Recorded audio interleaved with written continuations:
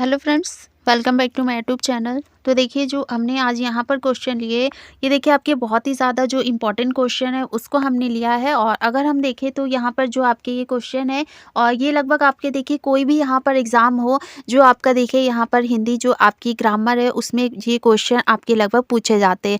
और ऐसे बहुत सारे क्वेश्चन हैं जो आपके यहाँ पर जो एग्ज़ाम होता है उसमें पूछे जाते हैं, लेकिन उसके बाद भी देखिए जो आपके सरल क्वेश्चन होते हैं तो उसमें आप देखिए फँस जाते हैं। लेकिन अगर हम देखें तो कठिन क्वेश्चन जो होते हैं उसमें आप देखिए उसको अगर हम देखें तो अच्छे से यहाँ पर आप उसको कर लेते हैं। लेकिन सरल क्वेश्चन को देखें तो लगभग जो सरल क्वेश्चन होते हैं तो कैंडिडेट बहुत सारे ऐसे होते हैं जिनको ये समझ में नहीं आता है कि आखिर इसमें डिफरेंस क्या है।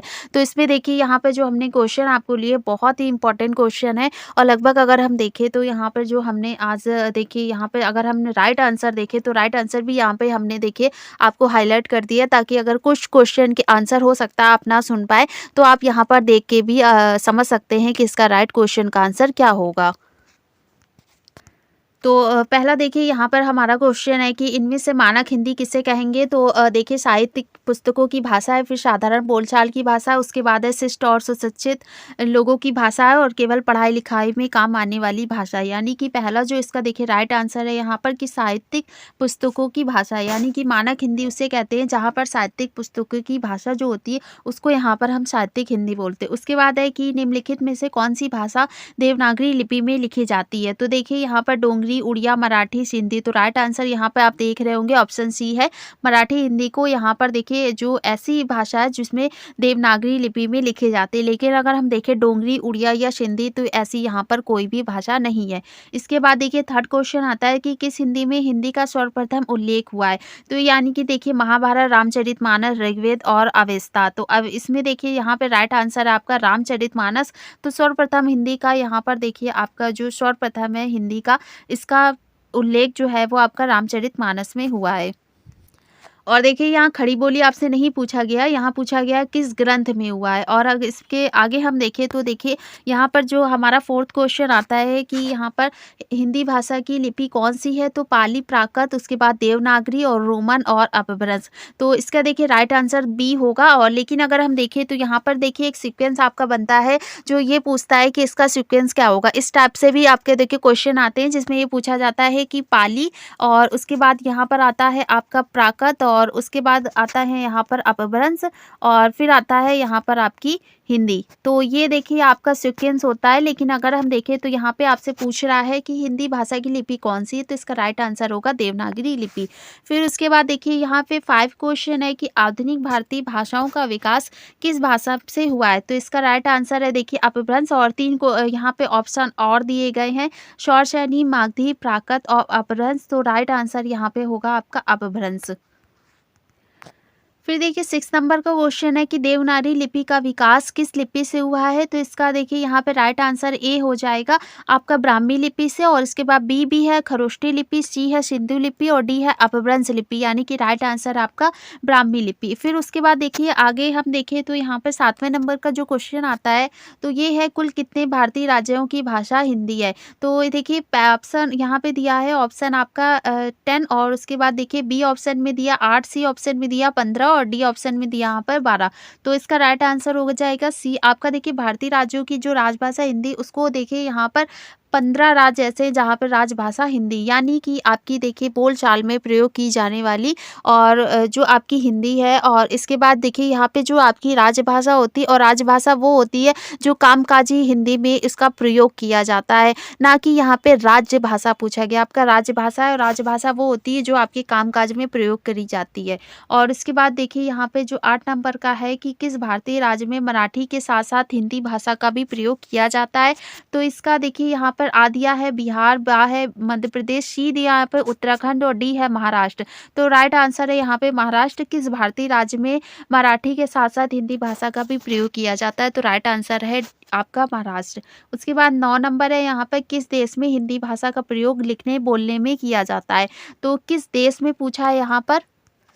तो देखिए देश की बात आती है तो यहाँ पर ऑप्शन ही आपको देख के पता चल रहे होंगे कि यहाँ पे राइट आंसर हो जाएगा पाकिस्तान, क्योंकि पाकिस्तान में भी हिंदी भाषा को लिखा भी जाता है और बोलने का भी यहाँ पर देखिए प्रयोग किया जाता है। उसके बाद यहाँ पर आता है आपका देखिए 10 नंबर का क्वेश्चन है, और 10 नंबर का देखें तो यहाँ पर जो 10 नंबर का क्वेश्चन है कि निम्नलिखित कथनों में से किसे राजभाषा की परिभाषा के अंतर्गत रखेंगे। तो देखिए यहाँ पर दिया है आपका राष्ट्रभाषा, और ऊपर जो हमने क्वेश्चन देखा वहाँ पर आपका दिया था राजभाषा।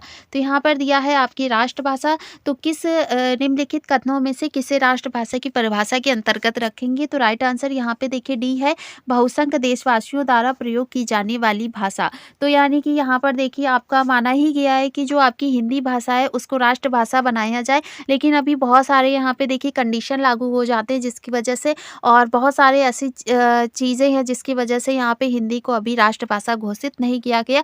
लेकिन अगर हम एक दूसरा साइड भी देखें तो यहाँ पर हिंदी हमारी राष्ट्रभाषा ही के तौर पे जो है वो प्रयोग की जाती है, और ऑप्शन में भी देखिए यही लिखा है कि बहुसंख्य देशवासियों द्वारा प्रयोग की जाने वाली भाषा। फिर देखिए नेक्स्ट क्वेश्चन है 11 नंबर का, वर्तमान समय में लगभग कितने लोग हिंदी भाषा का प्रयोग करते हैं। तो ऑप्शन देखिए यहाँ पे 40 करोड़, 15 करोड़, 20 करोड़, 60 करोड़। तो लगभग 60 करोड़ यहाँ पर जो आपके देखिए लोग हैं जो यहाँ पर हिंदी भाषा का प्रयोग करते हैं।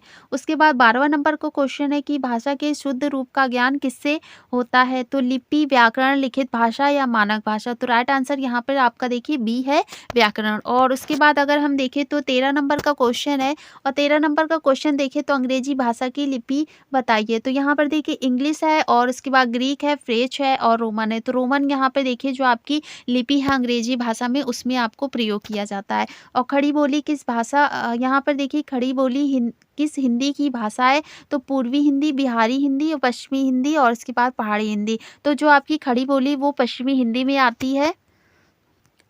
और फिर देखिए यहाँ पे 15 नंबर का क्वेश्चन आता है कि किसका छेद बोली की तुलना में अधिक विस्तृत होता है। तो यहाँ पे देखिए आपका दिया विभाषा, बा दिया व्याकरण, सा दिया है लिपि, और इसके बाद डी है यहाँ पर साहित्य। तो यहाँ पे ऑप्शन आपका सही हो जाएगा विभाषा। तो किसका छेद बोली की तुलना में सबसे अधिक विस्तृत होता है, तो विभाषा का। फिर नेक्स्ट देखिए यहाँ पे तो 16 नंबर का क्वेश्चन आता है। 16 नंबर देखिए तो भारत में सर्वाधिक लोगों द्वारा बोले जाने वाली भाषा का नाम बताइए। तो सबसे ज़्यादा देखिए हिंदी ही बोली जाती है आपकी भारत में। और इसके बाद देखिए 17 नंबर का क्वेश्चन है, सौर सैनी अपभ्रंश में कौन सी भाषा विकसित हुई है। तो सौर सैनी अपभ्रंश में हमारी यहाँ पर देखिए पूर्वी हिंदी आती है, और बी ऑप्शन है बिहारी, सी है आपकी पश्चिमी हिंदी, और डी है यहाँ पर लहंदा। और ये देखिए यहाँ पे जो राइट आंसर है वो आपका है पूर्वी हिंदी। फिर 18 नंबर का क्वेश्चन आता है, निम्नलिखित में से कौन सी बोली अथवा हिंदी भाषा के अंतर्गत नहीं आती। तो देखिए आ है यहाँ पे कन्नौजी, बी है बांगरू, सी है अवधी, और डी है यहाँ पर देखिए तेलुगु। तो राइट आंसर हो जाएगा यहाँ पर अवधी। निम्नलिखित में से कौन सी बोली अथवा भाषा हिंदी के अंतर्गत नहीं आती। तो ये देखिए अवधी है। और देखिए यहाँ पे आपका सीक्वेंस बनता है अवधी, और उसके बाद आता है यहाँ पे आपका बघेली, और उसके बाद यहाँ पे आएगा आपका छत्तीसगढ़ी। फिर नेक्स्ट देखिए तो यहाँ पे जो आपका 19 नंबर का क्वेश्चन है, और 19 नंबर का देखिए तो यहाँ पे क्वेश्चन है कि हिंदी की विशिष्ट बोली ब्रज भाषा किस रूप में सबसे अधिक प्रसिद्ध है। तो इसका राइट आंसर हो जाएगा यहाँ पर देखिए काव्य भाषा के रूप में। आपका देखिए ब्रज भाषा काव्य भाषा के रूप में सबसे अधिक प्रसिद्ध है, ना कि रामलीला, गद्य भाषा और नाट्य भाषा। तो ये तीनों ऑप्शन यहाँ पर देखिए आपके गलत है, और राइट आंसर यहाँ पे है काव्य भाषा। उसके बाद देखिए यहाँ पर आपका 20 नंबर का क्वेश्चन आता है, और 20 नंबर के क्वेश्चन में देखें तो भारत में हिंदी को आप किस वर्ग के अंतर्गत रखेंगे, राज्य भाषा, राष्ट्रभाषा, विभाषा या तकनीकी भाषा। तो देखिए ये राजभाषा के अंतर्गत आती है आपकी हिंदी। और देखिए जो आपकी राजभाषा है ये आपका देखिए कामकाज में प्रयोग की जाने वाली जो साहित्यिक आपकी भाषा होती है उसको यहाँ पर हम राजभाषा बोलते हैं। उसके बाद है 21 नंबर का कि हिंदी किस भाषा का शब्द है। तो हिंदी देखिए आपकी फारसी भाषा का शब्द है, और ये क्वेश्चन देखिए लगभग अगर हम देखें तो किसी भी एग्जाम में आपका ये क्वेश्चन जो है लगभग हर बार आपका पूछा यहाँ पे जाता है कि हिंदी आपकी किस भाषा का शब्द है। तो इसको देखिए बिल्कुल यहाँ पे इम्पोर्टेंट आपका ये क्वेश्चन हो जाएगा कि हिंदी किस भाषा का शब्द है। तो राइट आंसर यहाँ पे है फारसी।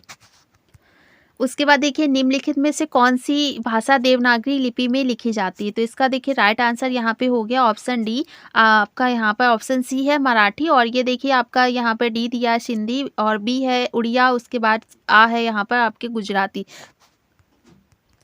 तो राइट आंसर यहाँ पे हो जाएगा ऑप्शन सी आपका मराठी। फिर उसके बाद अगर हम आगे देखें तो हिंदी भाषा किस लिपि में लिखी जाती है, तो ये देखिए ये भी क्वेश्चन आपका हो गया देवनागरी लिपि में। फिर 24 नंबर है वर्तमान में हिंदी का प्रचलित रूप कौन-सा है? तो यहाँ पे देखिए वर्तमान में जो प्रचलित रूप है वो है यहाँ पर आपकी खड़ी बोली, ना कि अवधी, ब्रजभाषा और देवनागरी। देवनागरी लिपि में आपका देखिए लिखा जाता है, ब्रजभाषा आपकी काव्य भाषा है और अवधी देखिए यहाँ पर को आपकी प्रचलित भाषा नहीं है, तो राइट आंसर यहाँ पर होगा आपकी खड़ी बोली। फिर है 25 नंबर हिंदी भाषा की विभिन्न बोलियों के वर्गीकरण के आधार पर छत्तीसगढ़ी बोली किससे संबंधित है? तो इसका राइट आंसर है यहाँ पर आपकी पूर्वी हिंदी। और इसका देखिए सीक्वेंस है यहाँ पर अवधी और उसके बाद आता है आपका यहाँ पर बघेली और फिर आएगा यहाँ पर आपकी छत्तीसगढ़ी। तो ये आपका देखिए सीक्वेंस है और इसमें आपका ये आती है पूर्वी हिंदी के अंतर्गत, ये 3 भाषाएं यहाँ पर आपकी पूछी जाती हैं। फिर देखिए यहाँ पर आएगा आपका देखिए 26 नंबर का क्वेश्चन है कि निम्नलिखित में से कौन सी पश्चिमी हिंदी की बोली नहीं है?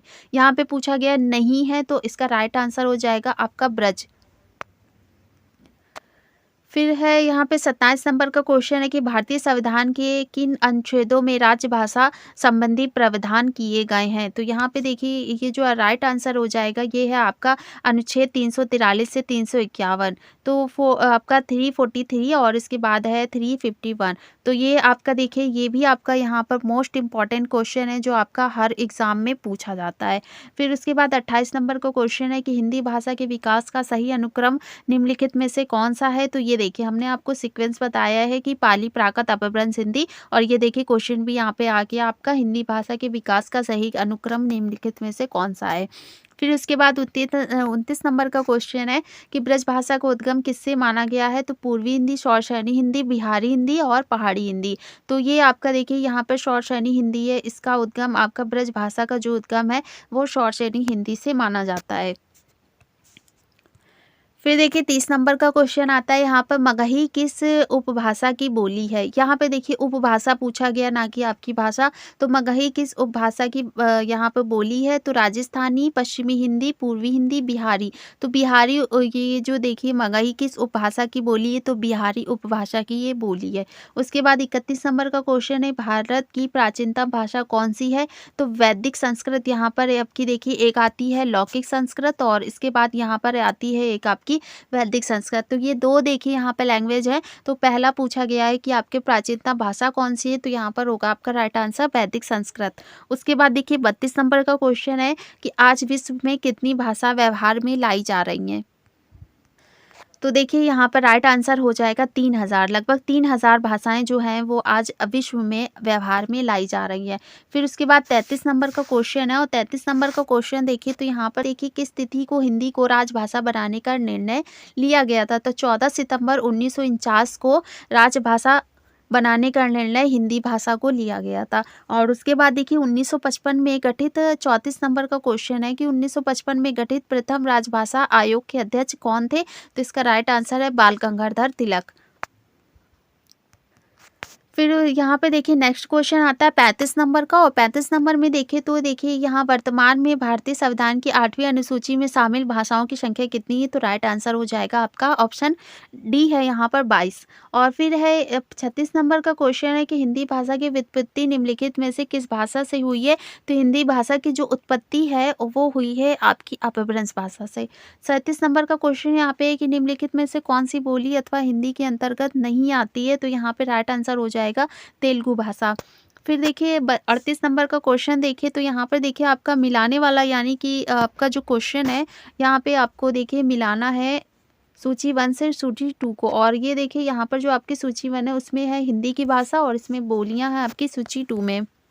तो देखिए जो पूर्वी हिंदी है ये जाएगी यहाँ पर मालवी में और इसके बाद अगर हम नीचे देखें तो देखिए यहाँ पर जो आपकी बी जा रही है तो वो जा रही है यहाँ पर देखिए आपकी खड़ी बोली यानी कि बिहारी हिंदी आपकी आएगी खड़ी बोली में। और उसके बाद जो पश्चिमी हिंदी है ये जाएगी आपकी मैथिली में और राजस्थानी हिंदी जाएगी यहाँ पर आपकी अवधी में।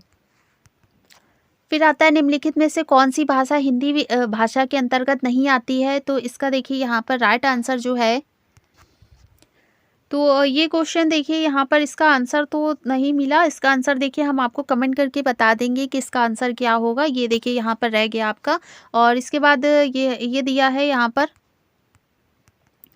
तो देखिए यहाँ पे आंसर नहीं रह गया और इसमें आपका दिया है कि यहाँ पर आपको देखिए मिलाना है कि आपका यहाँ पर सही आंसर क्या होगा। तो कौन-सी भाषा हिंदी भाषा के अंतर्गत नहीं आती? तो ऑप्शन देखिए यहाँ पर आपका दिया है कि आ और बा और शा, यानी कि आपका देखिए तमिल नहीं आती है, तेलुगु नहीं आती है और मलयालम नहीं आती। तो यहाँ पर अवधी, ब्रज आपकी दोनों भाषाएँ हैं जो हिंदी भाषा के अंतर्गत आती हैं। फिर उसके बाद देखिए 40 नंबर का क्वेश्चन है। 40 नंबर में देखिए तो यहाँ पर भारतीय परिवार के संदर्भ में निम्नलिखित में से कौन-सा कथन जो है वो आपका यहाँ पर देखिए गलत है। तो गलत पूछा गया है। तो आपका के देखिए केंतुम और संतम भारोपीय परिवार के 2 वर्ग हैं। तो ये देखिए यहाँ पर जो ऑप्शन है वो आपका गलत है। फिर हिंदी भाषा किस भाषा की शब्द मानी गई है और हिंदी किस भाषा का शब्द माना जाता है? तो यहाँ पर देखिए फ़ारसी भाषा है।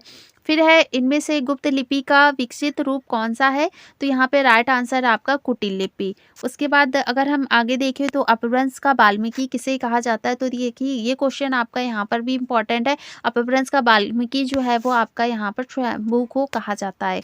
उसके बाद आगे हम देखें तो यहाँ पे जो आपका 44 नंबर का क्वेश्चन है कि हिंदी का प्रथम व्याकरण लिखने वाले सिद्धांत हैं। तो यहाँ पे देखिए जेसुआ केटलर आपकी हिंदी का प्रथम व्याकरण लिखने वाले सिद्धांत हैं। उसके बाद देखिए यहाँ पर जो आपकी 45 नंबर का क्वेश्चन है कि किस विद्वान ने देवनागरी लिपि के स्थान पर रोमन लिपि जो है उसको स्वीकार करने का सुझाव दिया था? तो ये भी आपका इम्पोर्टेंट क्वेश्चन है, सुनीति कुमार चटर्जी ने। फिर 46 नंबर का क्वेश्चन आता है कि यहाँ पर आपका निम्नलिखित में से कौन-सी विशेषताएँ देवनागरी लिपि में नहीं है? यानी कि आपकी देखिए विशेषताएँ पूछी गई है देवनागरी लिपि के लिए।